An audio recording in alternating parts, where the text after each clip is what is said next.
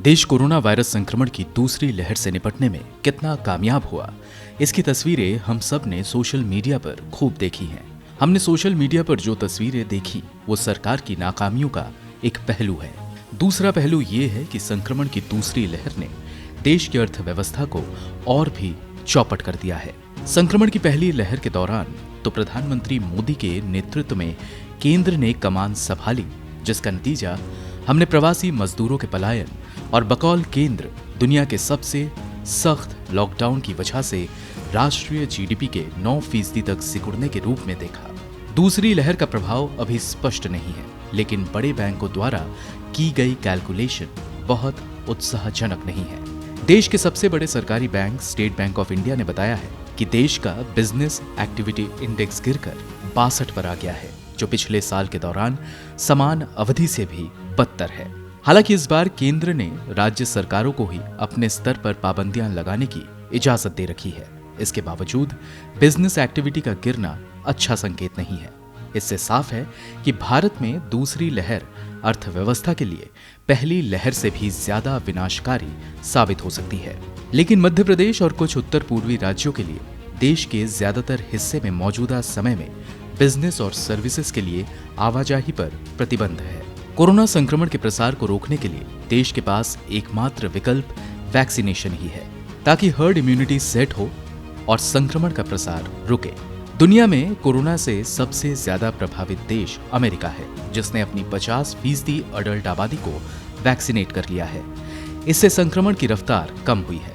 मसलन इसी साल जनवरी महीने में अमेरिका में हर रोज जहां 3 लाख से ज्यादा मरीज मिल रहे थे, वो अब 25,000 से नीचे आ गया है। दूसरी सबसे बड़ी आबादी वाले देश भारत में वैक्सीनेशन की रफ्तार वैक्सीनेशन शॉर्टेज की वजह से धीमी पड़ गई है, जहां अब भी हर रोज संक्रमण के 2 लाख से ज्यादा नए मरीज मिल रहे हैं।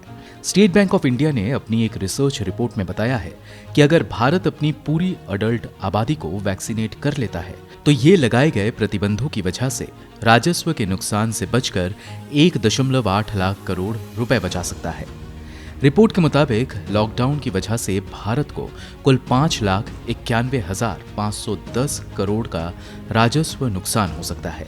कैलकुलेशन के हिसाब से बताया गया है कि अगर भारत $40 प्रति डोज के हिसाब से ही अडल्ट आबादी को वैक्सीन देता है तो इस पर सिर्फ 3,69,710 करोड़ रुपए खर्च होंगे। रिपोर्ट के मुताबिक सबसे ज्यादा प्रभावित राज्य हिमाचल प्रदेश, उत्तराखंड, हरियाणा, गुजरात, महाराष्ट्र, आंध्र प्रदेश, कर्नाटक, केरल, तमिलनाडु और तेलंगाना जैसे राज्यों में वैक्सीनेशन की लागत कुल राजस्व घाटे के आधे से भी कम है। दूसरी तरफ उत्तर प्रदेश, बिहार और झारखंड जैसे राज्यों को कुल राजस्व घाटे से भी ज्यादा वैक्सीनेशन पर खर्च करना पड़ सकता है। इससे पहले भी गो न्यूज ने आपको बताया था कि देश के 8 गरीब राज्यों को अपने स्वास्थ्य बजट का 30% हिस्सा वैक्सीनेशन पर खर्च करना पड़ सकता है, जिसमें उत्तर प्रदेश, बिहार और झारखंड जैसे गरीब राज्य भी शामिल हैं। हालांकि आधिकारिक तौर पर देश में दूसरी लहर कम हो रही है, लेकिन हमें ये ध्यान रखना चाहिए कि भारत में हर रोज रिपोर्ट किए जा रहे संक्रमण के मामले इस साल जनवरी के दौरान अमेरिका की महामारी के चरम से भी ज्यादा है। संक्रमण की वजह से हर रोज मारे जा रहे हजारों लोगों की जान बचाने के लिए कोई भी कीमत ज्यादा नहीं है। एसबीआई ने वैक्सीनेशन की लागत $508 मिलियन बताई है। गो न्यूज ने आपको ये भी बताया था कि महामारी के दौरान भारत को सबसे ज्यादा विदेशी धन मिले थे।